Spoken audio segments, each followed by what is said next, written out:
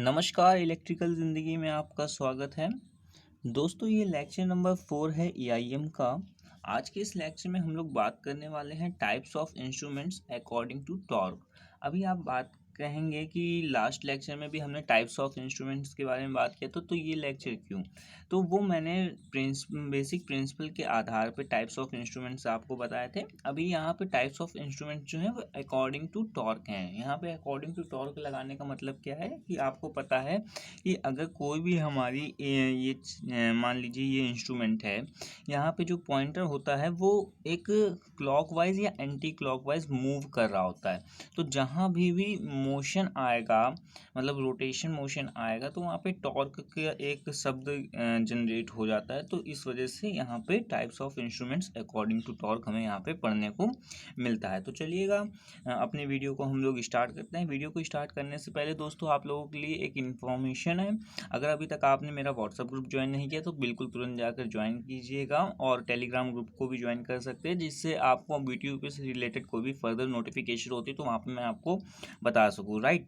And अगर कोई भी डाउट एंड क्वेरी होती है तो आप मुझसे सोशल मीडिया अकाउंट पे पूछ सकते हैं। सभी का लिंक आपको डिस्क्रिप्शन में मिल जाएगा। ईआईएम की बुक नहीं है या फिर परचेज नहीं कर पा रहे हैं तो उसका भी लिंक आपको डिस्क्रिप्शन में मिल जाएगा, वहाँ से आप फ्री ऑफ कॉस्ट डाउनलोड कर सकते हैं। तो चलिएगा आज की वीडियो को स्टार्ट करते हैं।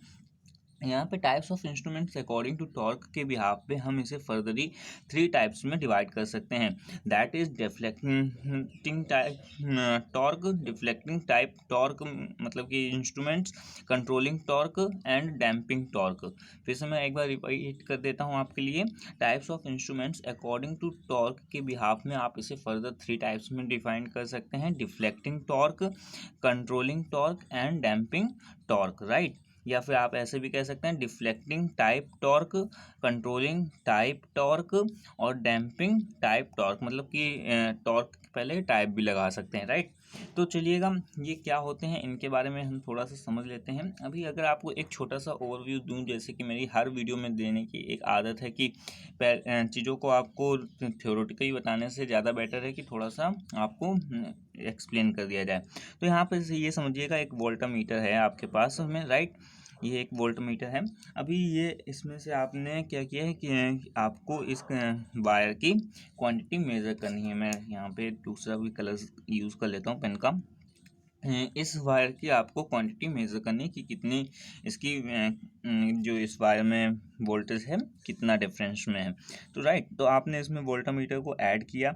अभी ये जो पॉइंटर है ना, अभी इस पॉइंटर को यहाँ से जितनी भी क्वांटिटी हो सकती है, जितनी भी क्वांटिटी हो सकती है, यहाँ तक मूव कराने के लिए जो टॉर्क वर्क करता है।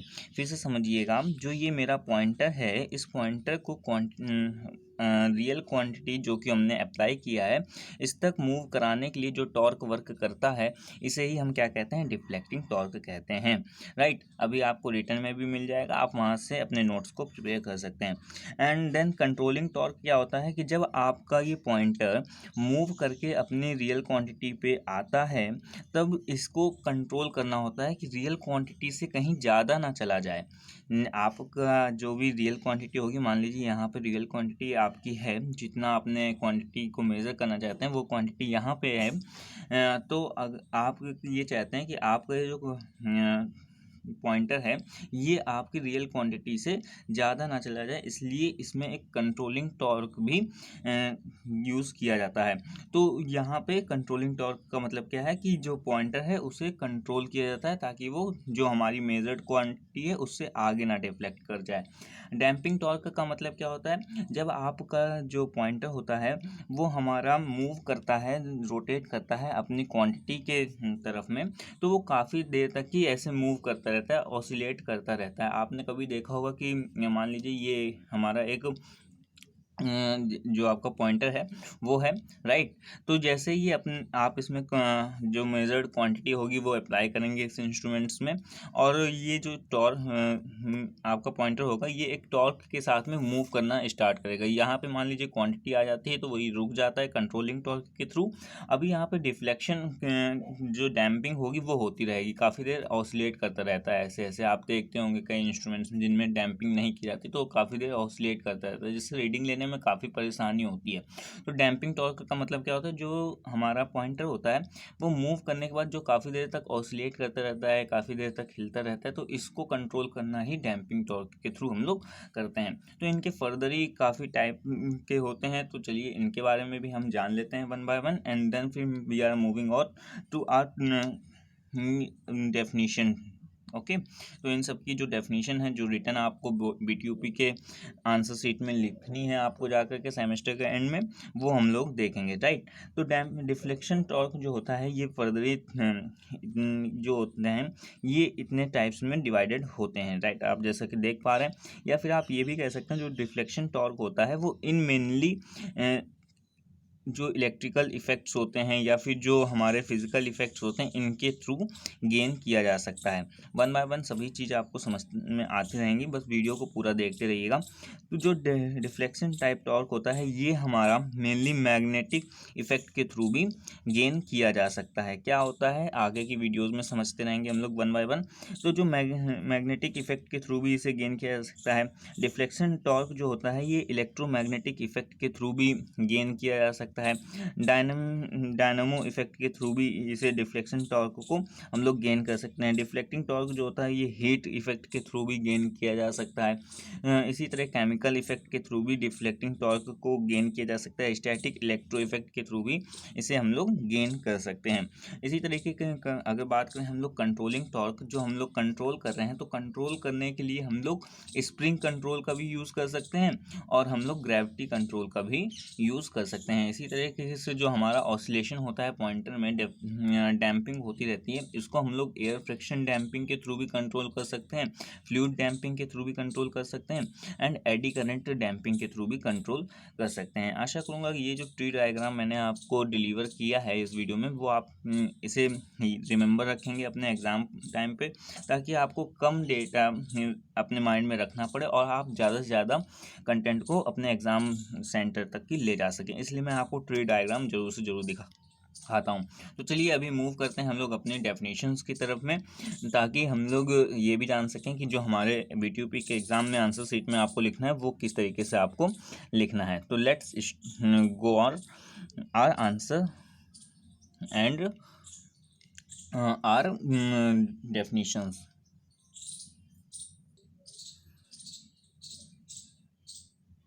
तो दोस्तों यहाँ पे जो डिफ्लेक्टिंग टॉर्क होता है इसकी डेफिनेशन आपके सामने है। आप इसे यूं भी अपने एग्ज़ाम में नोट बुक में आप मेंशन कर सकते हैं। डिफ्लेक्टिंग टॉर्क, यह टॉर्क पॉइंटर को जीरो से डिफ्लेक्ट कराता है, जैसा कि मैंने आपको समझाया है। यह टॉर्क पॉइंटर को जीरो से डिफ्लेक्ट कराता है तथा यह टॉर्क मापी जाने वाली क्वांटिटी या उसके इफेक्ट से उत्पन्न होता है। मतलब कि अगर आप यहाँ पे देखेंगे तो यहाँ पे जो मैंने वोल्टेज अप्लाई किया था तो इसी के इफ़ेक्ट के कारण ये डिफ्लेक्शन हुआ है। तो यही चीज़ यहाँ पे भी बोल रहा है कि यह जो टॉर्क होता है मापी जाने वाली क्वांटिटी या उसके इफ़ेक्ट से उत्पन्न होता है तथा यह टॉर्क मापी जाने वाली क्वांटिटी के समानुपाती होता है। जैसे कि अगर हमने करंट को अप्लाई किया है तो जो डिफ्लेक्शन टॉर्क होगा वो हमारा इसके रेसिप्रोकल होगा या फिर समानुपाती होगा। डिफ्लेक्शन टॉर्क को बेसिकली हम लोग T और बेस में D से डिनोट कर रहे होते हैं। तो अगर ये ऐसा कहीं भी लिख के आता है तो आप समझ सकते हैं कि डिफ्लेक्शन टॉर्क की तरफ इंडिकेट कर रहा होगा, राइट। जैसे वोल्टेज अप्लाई किया तो वोल्टेज की क्या होगा, समानुपाती होगा। पावर अप्लाई कर रहे हैं, पावर को मेजर करना चाहते हैं वाटमीटर के तो जो डिफ्लेक्शन टॉर्क होने वाला है वो हमारा इसके रेसिप्रोकल होने वाला है। मतलब कि जो इसका मतलब क्या है कि अगर ज़्यादा पावर या फिर ज़्यादा वोल्टेज आप अप्लाई कर रहे होगे तो डिफ्लेक्शन टॉर्क भी आपको ज़्यादा देखने को मिलेगा। बेसिकली ये हमारा क्वांटिटी और डिफ्लेक्शन टॉर्क के बीच का रिलेशन होता है। नेक्स्ट इस पर हम लोग मूव करते हैं। जो यहाँ पे लिखा हुआ है, यह टॉर्क निम्न भौतिक प्रभावों से उत्पन्न किया जा सकता है। बेसिकली जो मैंने यहाँ पे आपको बताया था, magnetic effect, electromagnetic effect, dynamo effect, heat effect, chemical effect and static electro effect, basically यही यहाँ पे भी मेंशन है। अगर आपको हिंदी में लिखना है तो आप हिंदी में लिख सकते हैं, इंग्लिश में लिखना है तो आप यहाँ से भी लिख सकते हैं, ठीक है। तो चुंबकीय प्रभाव, विद्युत चुंबकीय प्रभाव, विद्युत डायनामो प्रभाव, ऊष्मा प्रभाव, रासायनिक प्रभाव, स्थिर विद्युत प्रभाव। तो ये क्या होते हैं, ये जो डिफ्लेक्शन टॉर्क होता है इन्हें इसे गेन करने के लिए हम लोग इतने सारे मेथड का यूज़ कर रहे होते हैं। बेसिकली ये इसका मीनिंग है, राइट। अभी यहाँ पे आपको बताऊँ जो जो हमारा चुंबकीय प्रभाव होता है, जो मैग्नेटिक इफेक्ट के थ्रू हम लोग डिफ्लेक्शन टॉर्क को प्राप्त करते हैं, इसके दो तरीके हो सकते हैं फर्दर। एक तो अट्रैक्शन टाइप, आपको पता है, एंड दूसरा क्या हो सकता है हमारा रिपल्सन टाइप। रिपल्शन टाइप, ठीक है। तो आपको पता है कि अगर एक मैग्नेट होता है तो मैग्नेट में क्या होता है, नॉर्थ एंड साउथ होता है। तो आप क्या कर सकते हैं, इसे अट्रैक्ट भी कर सकते हैं किसी चीज़ को, और अगर आप सेम पोल अप्लाई कर दें तो रिपल भी कर सकते हैं, मतलब कि धक्का भी दे सकते हैं, किसी चीज़ को दूर भी भेज सकते हैं। तो यही चीज़ होता है जो हमारा मैग्नेटिक इफेक्ट के थ्रू हम टॉर्क को, जो डिफ्लेक्टिंग टॉर्क को हम लोग गेन कर रहे होते हैं। तो इसके दो मेथड्स भी हो सकते हैं। ये मेथड्स जो हैं, ये सभी मेथड्स हम लोग आगे की फर्दर वीडियोस में देखते रहेंगे, क्योंकि बेसिकली आज का वीडियो भी इतना ज़्यादा लेंदी हो रहा है। तो चलिएगा अभी जल्दी से हम अपने नेक्स्ट टॉपिक में मूव करते हैं, जो कि हमारा है कंट्रोलिंग टॉर्क। तो दोस्तों, कंट्रोलिंग टॉर्क की डेफिनेशन या फिर आप थ्योरी यूं इस तरीके से भी लिख सकते हैं। यह पॉइंटर को स्टेडी स्टेट में रखता है जब मीटर वैल्यू को मेज़र कर रहा होता है। वह सप्लाई ऑफ होने पर यह टॉर्क पॉइंटर को 0 पॉइंट पे वापस लाने का भी काम कर रहा होता है। मैंने आपको बताया था कि ये पॉइंटर होता है बेसिकली, जब इसको में हम लोग क्वांटिटी को अप्लाई करते हैं, मेजर्ड क्वांटिटी को मेज़र करने के लिए, तो ये हमारा जो पॉइंटर होता है ये डिफ्लेक्ट कर जाता है, मतलब कि मूव कर जाता है। तो मूव ज़्यादा ना कर जाए अपने मेजर्ड क्वांटिटी से, या फिर जो एक्यूरेट रियल क्वांटिटी उससे ज़्यादा ना डिफ्लेक्ट कर जाए, इसके लिए किसका यूज़ करते हैं हम लोग, कंट्रोलिंग टॉर्क का यूज़ कर रहे होते हैं। तो बेसिकली उसकी यहाँ पे डेफिनेशन है। कंट्रोलिंग टॉर्क भी जो होता है ये हमारा डिफ्लेक्शन टॉर्क के रेसिप्रोकल होता है। आप जितना हमारा डिफ्लेक्शन टॉर्क होगा उतना ही कंट्रोलिंग टॉर्क होगा, तभी तो हमारा पॉइंटर जो होता है वो स्टेडी स्टेट कंडीशन में रह सकता है ना, आप ये समझ सकते हैं। तो यहाँ पे जो कंट्रोलिंग टॉर्क होता है ये भी हमारी मेजर्ड क्वांटिटी के रेसिप्रोकल आपको देखने को मिल जाएगा। कंट्रोलिंग टॉर्क जो होता है वो करंट के रेसिप्रोकल होता है। कंट्रोलिंग टॉर्क जो होता है ये हमारा जो हम लोग फ्लक्स होते हैं, फ्लक्स वगैरह भी नाप सकते हैं। कंट्रोलिंग टॉर्क जो होता है पावर के भी रेसिप्रोकल होता है। तो इस तरीके से आप यहाँ पे चीज़ों को समझ सकते हैं। कंट्रोलिंग टॉर्क को गेन करने के लिए, कंट्रोलिंग टॉर्क पाने के लिए किसी भी इंस्ट्रूमेंट्स में हम लोग बेसिकली दो तरीके का यूज़ करते हैं, spring control method and gravity control method. ये क्या होते हैं इसके बारे में भी हम लोग आगे की फर्दर वीडियोज़ में समझेंगे वन बाय वन, राइट। अभी मूव करते हैं हम लोग डैम्पिंग टॉर्क के डेफिनेशन में, ताकि हम लोग समझ सकें कि किस तरीके से हमें एग्ज़ाम के टाइम पे इसे एक्सप्लेन करना है, राइट। तो दोस्तों, यहाँ पे डैम्पिंग टॉर्क की डेफिनेशन को अगर आप शो करना चाहते हैं तो आप यूँ लिख सकते हैं कि डैम्पिंग टॉर्क की सहायता से पॉइंटर बहुत तेज़ी से स्टेडी स्टेट कंडीशन में आता है। मैंने बताया था कि काफ़ी देर तक पॉइंटर जो होता है वो ऑसिलेट करता रहता है, ऐसे ऐसे हिलता रहता है, जिससे हम लोग मेज़र करने में दिक्कत होती है। तो इस वजह से डैम्पिंग टॉर्क का यूज़ करते हैं। तो डैम्पिंग टॉर्क की हेल्प से पॉइंटर जो होता है बहुत जल्दी स्टेडी स्टेट कंडीशन में आ जाता है। डैम्पिंग टॉर्क के द्वारा पॉइंटर में हो रहे वाइब्रेशन या फिर ऑसिलेशन को दूर किया जाता है, जिससे मेजरमेंट जो होता है वो करना आसान हो जाता है। डैम्पिंग को प्राप्त करने के लिए बेसिकली 3 मेथड्स होते हैं। मैंने आपको पहले भी बताया हुआ है, air friction damping, fluid damping and eddy current damping. Furtherly इन पे वीडियोस आएंगी, सभी डैम्पिंग अलग अलग होते हैं। तो इन वीडियोस को भी देखिएगा ताकि आपको ये सभी बेसिक और बिल्कुल इनिशियल कंडीशन पे समझ में आ सकें। तो जो मेरा आज का टास्क था types of instrument according to torque, मैंने वो आपको यहाँ पे एक्सप्लेन किया। आशा करूँगा चीज़ें समझ में आई होंगी। मैं अगर आपको यहाँ पे एक ओवरऑल व्यू दूँ तो आपको आने वाली वीडियोस में मैग्नेटिक इफेक्ट की आपको वीडियो दिखेगी, क्योंकि ये आपके सिलेबस में है। इलेक्ट्रोमैग्नेटिक इफेक्ट की वजह से डैम्पिंग टॉर्क गेन करना, ये आपको दिखेगा। मैग्नेटिक इफेक्ट वाले में अट्रैक्शन एंड रिपल्सन टाइप दोनों ही दिखेंगे आपको।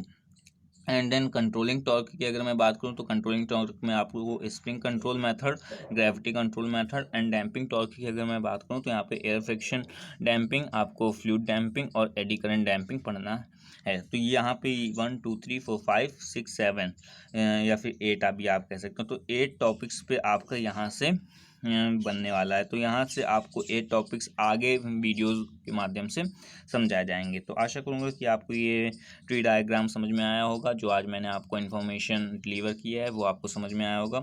आपसे निवेदन है कि वीडियो को शेयर करिएगा, चैनल को सब्सक्राइब करिए, ताकि आने वाले जितने भी वीडियोज़ हैं जितने आप ईजिली देख सकें, आपको नोटिफिकेशन वगैरह मिल सके। व्हाट्सएप ग्रुप और टेलीग्राम ग्रुप को ज्वाइन कर लीजिएगा। वीडियो से रिलेटेड फर्दर जितने भी नोटिफिकेशंस होगी मैं वहाँ पे आपको डिलीवर कर देता हूँ। वीडियोज़ वगैरह नहीं बनाता हूँ उन पर, क्योंकि मेरा भी टाइम वेस्ट होता है, आपका भी टाइम वेस्ट होता है, राइट। तो और अगर कोई भी क्वेश्चन या क्वेरी होती है आप मुझसे पूछ सकते हैं। मेरे सोशल मीडिया अकाउंट पे सभी का लिंक डिस्क्रिप्शन में मिल जाएगा। पीडीएफ वगैरह आप डिस्क्रिप्शन के लिंक से डाउनलोड कर सकते हैं। तो चलिएगा, मिलते हैं नेक्स्ट वीडियोज़ में नेक्स्ट टॉपिक्स के साथ में। Take care, bye bye.